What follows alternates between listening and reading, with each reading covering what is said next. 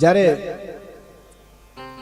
ભગવાનની અગ્ર પૂજાની વાત આવી, પાંડવો દ્વારા યજ્ઞ થતો તો ભગવાનની પૂજાની વાત આવી, તે વખતે શિશુપાલ ભગવાનને ના બોલવાના બહુ વચન બોલ્યો અને છેવટે ભગવાને એનું મસ્તક સુદર્શનથી છેદી નાખ્યું અને એના શરીરમાંથી એક જ્યોતિ નીકળી અને ભગવાનના શરીરમાં સમાવિષ્ટ થઈ ગઈ.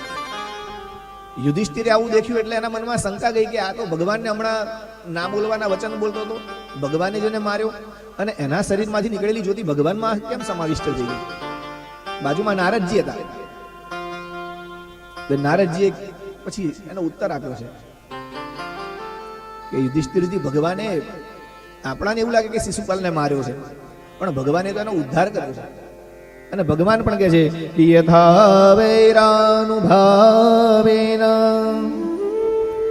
મર્ત્યસ્તન્મયતામિયાદ ન તથા ભક્તિ યોગેન ઇતિ મે નિશ્ચિતામતિ.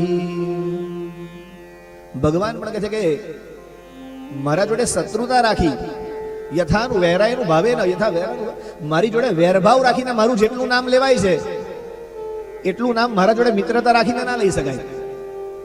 આપણે આપણા મિત્ર કરતા આપણા શત્રુને વધારે યાદ કરીએ. આપણો મિત્ર હોય તો કદાચ એ મળે ત્યારે આપણને યાદ આવે, અને આપણો શત્રુ હોય ને આપણાને ગમે ત્યારે યાદ આવે. કોઈ પણ સમયે કંઈક બીજો કોક કશું કરતો હોય તો પણ આપણને આપણો શત્રુ દેખાય. એટલે ભગવાન યથા વૈરાનું ભાવે ન, જે મને વેર ભક્તિ કરે છે, મારો વેરી બનીને મને યાદ કરે છે, તો મારા ભક્ત કરતા પણ વહેલો એને હું ઉદ્ધાર આપું છું, કારણ કે હંમેશા સતત મારું ચિંતન કરે છે. અને એમ પણ ભક્તોએ ભગવાનને બહુ અલગ અલગ રીતે યાદ કર્યા છે. આપણે જોઈએ તો ગોપીઓએ ભગવાનને યાદ કર્યા પ્રેમ લક્ષણા ભક્તિથી, કંસે ભગવાનને યાદ કર્યા ડરથી, બીકથી, ભયથી. ભગવાનની જોડે ગભરાતો હતો કંસ, કૃષ્ણ કૃષ્ણ કૃષ્ણ પણ બીકથી કરતો હતો. શિશુપાલ દંતવક્ત્ર એણે પણ ભગવાનને યાદ કર્યા, પણ કેવી રીતે કર્યા?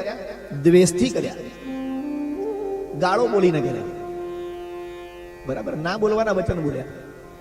આ બાજુ કઈ યાદવોએ ભગવાનને યાદ કર્યા તો પરિવારના બંધનથી યાદ કર્યા કે અમારા સંબંધી છે, સંબંધી તરીકે એમને પ્રેમ આપ્યો.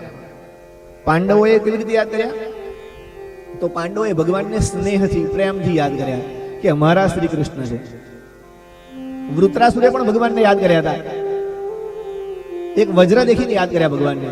યથા વૈરાનું ભાવેન, જે પણ પ્રકારે ભગવાનને તમે યાદ કરો, બસ શાસ્ત્ર એમ કહે છે કે યાદ કરો. યેન કેન પ્રકારેણ, કોઈ પણ પ્રકારે યાદ કરો, ભગવાન તમને પોતાનામાં સમાવિષ્ટ કરવાના જ છે. તો પછી આવા શિશુપાલને દેખીએ, હિરણ્યાક્ષને દેખીએ, હિરણ્યકશિપુને દેખીને આપણાને ખબર ના પડે કે આપણે ભગવાનને પ્રેમથી યાદ કરવા જોઈએ. મુક્તિ તો પેલા માર્ગે મળવાની છે અને મુક્તિ આ માર્ગે મળવાની છે. હવે કયા માર્ગથી આપણે મુક્તિ લેવી એ આપણા હાથમાં છે. આપણે કયા ભાવથી ઠાકોરજીને યાદ કરવા, કયા ભાવથી ભગવાનની પૂજા કરવી.